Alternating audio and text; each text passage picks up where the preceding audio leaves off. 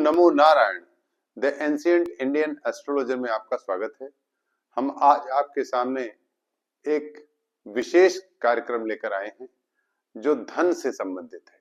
अर्थात जब आपके पास कोई यजमान आता है तो हमारे ज्योतिष बंधुओं के सामने सबसे बड़ी एक चुनौती होती है। उनसे वो लोग ये पूछते हैं कि हमारे पास कितना धन होगा, हम कितने धनी हो सकते हैं, यानी उसकी सीमा क्या है। क्या पंडित जी हम करोड़पति हो सकते हैं, क्या अरबपति हो सकते हैं? ऐसे भी प्रश्न होते हैं। अब इस प्रश्न के उत्तर के लिए आपके पास बहुत से टॉपिक हैं, खोजने के लिए बहुत से श्लोक हैं। हमने पिछले वीडियो में धन समृद्धि कारक योग पे चर्चा भी की और हमने आपको एक गाइड, एक जो दिशा एक होती है, डायरेक्शन देने का प्रयास किया था। परंतु आज हम उसी क्रम में उस जो हमने आपको पिछली बार किसी वीडियो में शायद चर्चा किया हो थोड़ा बहुत, आज हम बड़े पुख्ते तरीके से बहुत ही स्पेशल विशेष केवल धन समृद्धि कारक योग पर चर्चा करने जा रहे हैं। और वो आज हमने आपके लिए दो प्रकार की स्थितियां रखी हैं जिसे हम आज बताएंगे आपको, और एक श्लोक के माध्यम से और एक हमने अनुभव के माध्यम से हम रखेंगे जो आपके समक्ष प्रस्तुत करेंगे। आज का जो हमारा शीर्षक होगा, देखिए आप लोगों को ये कहना है कि बोर्ड दिखाई नहीं देता तो मैं हट जाता हूं, आप आराम से बोर्ड देखें। आज का हमारा शीर्षक है धन समृद्धि कारक योग। अच्छी तरह से बोर्ड आप देख लें तब हम चर्चा करेंगे। धन समृद्धि कारक योग, यदि जन्म कुंडली में बल युक्त दशमेश, ध्यान दीजिएगा लिखा हुआ है, आप लोग नोट कर सकते हैं पूरी चीज, पूरा हमारी भाषा, हमारा जो जितना भी मैंने तैयार किया है सूत्र, वो सूत्र आपको नजर आ रहा होगा बोर्ड पर। देख लीजिए अच्छी तरह से, पूरे बोर्ड पर दिख रहा होगा।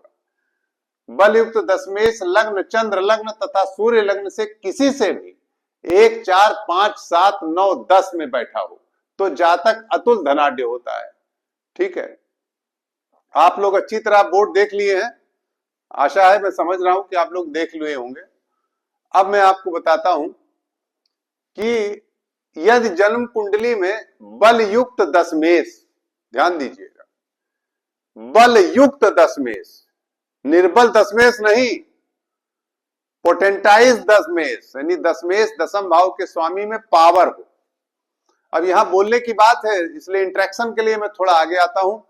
यहां मैं बताना चाहता हूं कि बल युक्त दशमेश लग्न से, चंद्र लग्न से और सूर्य लग्न से, तीनों से देखा जाएगा।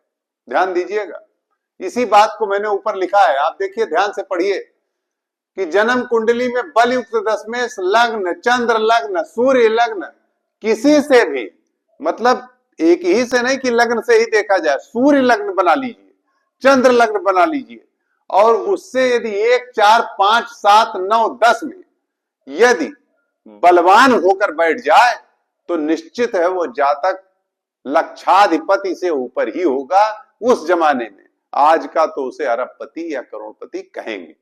आइए हम आपको उदाहरण के तौर पे समझाते भी हैं। एक कुंडली देखिए, पहले इस पर ध्यान दीजिए आप अच्छी तरह, केवल इस कुंडली पर। यह कुंडली एक ऐसे जातक की है जिसका बलवान लग्न से देखिए, फिर सूर्य लग्न से देखिए, फिर चंद्र लग्न से देखिए। आप स्वयं देखिए, आप सूत्र लगाइए, जो सूत्र मैं लगाने जा रहा हूं और आप लगाइए। देखिए ध्यान से, लग्न से क्या दशमेश इसका पावरफुल है? लग्न से इसका दशमेश कहां बैठा है? अब अगर लग्न से देखें तो दशमेश सूर्य छठे बैठा हुआ है, तो लग्न से यहां कुंडली काम नहीं कर रही है, कोई बात नहीं। अब हम चंद्र लग्न से देखें तो चंद्र लग्न से दशमेश शुक्र हो गया, ये कहां बैठा है? ये भी काम नहीं कर रहा है, अर्थात 8वें बैठा है। इसलिए मैं सब समझा रहा हूं आपको, तीनों पॉइंट, 1, 2, 3, 4, 5, 6, 7 और ये 8 नहीं काम कर रहा। सिंह लग्न हुआ तो वृष हो गया दशम। अब आइए सूर्य लग्न देखिए, सूर्य यानी ये लग्न। अब सूर्य लग्न पे आ जाइए, तो जब आप सूर्य लग्न पे आएंगे ये देखिए, तो यहां से दशमेश क्या होगा, शनि होगा। ये यहां का स्वामी, यहां से दशमेश शनि हो जाएगा। मेष में सूर्य बैठा है, तो सूर्य लग्न से देखेंगे तो दशमेश शनि हो जाएगा। शनि यहां से ठीक 7वें भाव में, देखिए मैंने सिद्धांत लिखा है, उच्च का बैठा हुआ है, ये देखिए। अब आप अच्छी तरह से देख लें, जिससे आपको ये न कहना रहे कि बोर्ड दिखाई नहीं देता। आप देखिए साफ साफ शनि उच्च का बैठा हुआ है सूर्य लग्न कुंडली से। तो मैंने 3 चीज बताई है कि लग्न से देखिए, चंद्र लग्न से देखिए और फिर सूर्य लग्न से देखिए। तीनों लग्न से आप देखिए, यदि आपका दशमेश तीनों लग्न से बली होकर के 1, 4, 7, 9 या 10 में बैठा हो, 1, 4, 5, 7, 9, 10 मैंने लिख दिया है, ये आप अच्छी तरह से नोट कर लीजिए। शायद आप लिख लिए होंगे, अच्छी तरह पूरा बोर्ड देख लीजिए। अब आते हैं हम दूसरे सूत्र पर, इसे उत्तर कालामृत से लिया है। द्वेषवायांक, ध्यान से श्लोक सुनिएगा, आपको मैं पूरा बोर्ड छोड़ के खड़ा हूं, देखिए। द्वेषवायांक गृहेश्वरः कतिपयः सर्वे अपि वा खेचरः संबंध त्रैगा बलेन सहिता लक्षाधिपम कुर्वते। अब इसका अर्थ भी आपको बता दें हम। द्वितीय द्वेषवायांक, द्वितीय पंचम, नवम, एकादश, 11वें के स्वामी युति दृष्टि विनिमयी संबंध करें। विनिमयी, अब यहां विनिमयी का संबंध आप क्या समझ रहे हैं, थोड़ा हिंदी है, विनिमयी संस्कृत है। विनिमयी मीन्स इंटरचेंज, समझ गए ना आप। इंटरचेंज मतलब एक का स्वामी दूसरे भाव में, दूसरे का उस भाव में, इस तरह से इंटरचेंज हो, उसे विनिमयी संबंध कहते हैं। यहां पर कैसे समझाएंगे हम आपको, आइए अब आप पहले पूरी तरह देख लें। चक्र हमने आज उदाहरण लिया है रावण के बड़े भाई कुबेर का। ध्यान दीजिएगा, धन कुबेर। अब इससे बड़ा उदाहरण क्या हो सकता है। यह है आदरणीय कुबेर जी की कुंडली है, ध्यान से देखिए। यानी 2 का स्वामी 5 में बैठा हो, 5 का स्वामी 2 में बैठा हो, या 11 में बैठा, आपस में मतलब विनिमयी संबंध। एक तो विनिमयी संबंध, और मैंने तीनों चीज लिखा है, युति दृष्टि विनिमयी। अब आइए पहले तो मैं आपको इनके बारे में बता दूं। कुबेर साहब, इनकी कुंडली देखिए तो इसमें ये बुध हो गया द्वितीय धन भाव का स्वामी, यहां बृहस्पति हो गया 11वें का स्वामी एकादश का, और नवम का शनि हो गया, और ये भी बुध हो गया पंचम का। देखिए यहां बृहस्पति विनिमयी संबंध नहीं, यहां पर युति संबंध है और दृष्टि संबंध है। बृहस्पति बुध दोनों युति कर रहे हैं, और शनि की दृष्टि है। ध्यान से देखिए, कुबेर साहब की कुंडली में, धन कुबेर की कुंडली में द्वितीय भाव का स्वामी, एकादश भाव का स्वामी यहां युति कर रहे हैं, बृहस्पति और बुध यहां का भी स्वामी है, और शनि यहां पर स्वग्रही होकर के दृष्टि डाल रहे हैं। ठीक है। अब आप ये भी पूछ सकते हैं, किसी हमारे महान भाव, हमारे ज्योतिष बंधु का प्रश्न हो सकता है कि शनि तो यहां पापक दृष्टि डाल सकते हैं, लेकिन नहीं। यही मैं आपसे कहना चाहता हूं, इस बात को इसीलिए मुझे सामने कहना पड़ता है कभी कभी। बोर्ड अच्छी तरह देख लें आप, हमारा कहने का, देखिए इनकी कुंडली अब सामने एकदम दिखाई दे रही होगी आपको, ऐसा नहीं कि कुंडली नहीं दिखा, इसी पर चर्चा कर रहा हूं। शनि यहां पर नवम में है, शनि की दृष्टि है, स्वग्रही शनि। यहां पर प्रश्न यह है कि जो सिद्धांत है, वह सिद्धांत श्लोक से मैंने आपको पढ़ के सुना दिया। द्वेषवायांक गृहेश्वरा कतिपया सर्वे अपि वा खेचरा संबंध त्रैगा बलेन सहिता लक्षाधिपम कुर्वती। अब यहां लक्षाधिपम कुर्वती, तो आप ये जान लो, या तो युति हो जाए, दृष्टि हो जाए, और या विनिमयी संबंध हो जाए। तो युति हो गई और दृष्टि हो गई। अब यहां पापक दृष्टि का बात नहीं रह जाता, ध्यान दीजिएगा। ये पाप दृष्टि यहां नहीं लागू होती है, यहां तो ये सिद्धांत लागू हो रहा है।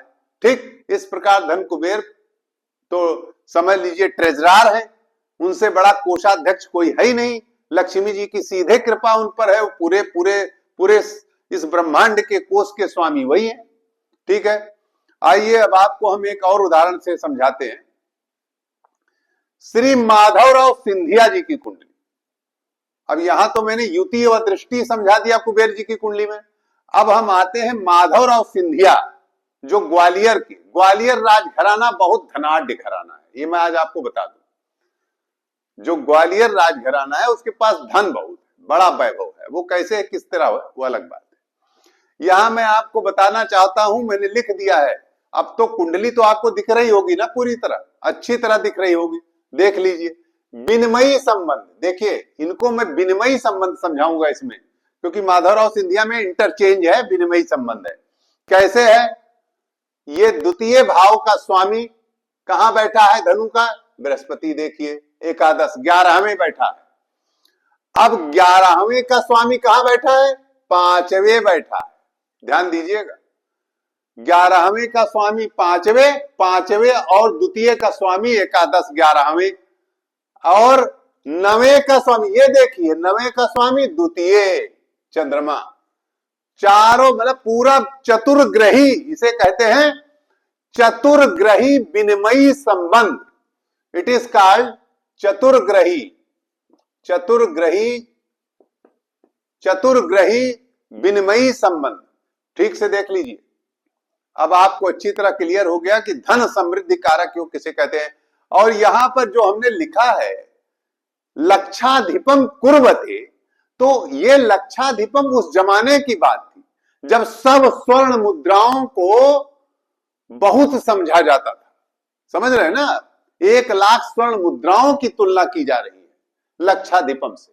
तो आज की डेट में 1 लाख स्वर्ण मुद्रा की कीमत कितनी हो गई अगर लक्षाधिपम में आते हैं, अरबों हो गई ना।